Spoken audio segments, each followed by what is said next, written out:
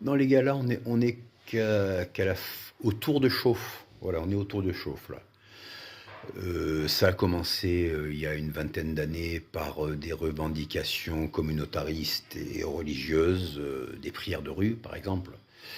Après, sur les médias et réseaux sociaux, des vidéos expliquant ouvertement, de manière totalement assumée, une volonté de changer la nature de notre pays, changer la nature de notre continent dans son ensemble, s'en prendre à certaines catégories de population qui, à leurs yeux, sont des ennemis à abattre, tout simplement, ou à convertir de force ou à éliminer.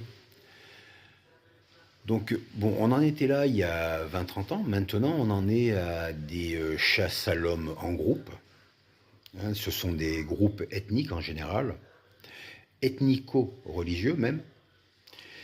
Et ce sont des lynchages d'individus de tous âges, de toute catégorie socio-économique, au cri de célébrant certaines divinités, citant certaines villes saintes,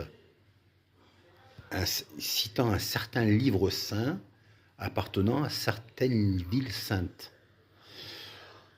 Tout ça, c'est un test pour vérifier donc la solidarité qu'il y a entre nous, les citoyens lambda, les Français lambda ou les résidents d'un pays européen lambda qui a été élevé dans une culture du respect de la loi, du respect de son voisin, de tenir compte quand on agit dans la rue de l'impact que ça peut avoir sur les uns et les autres.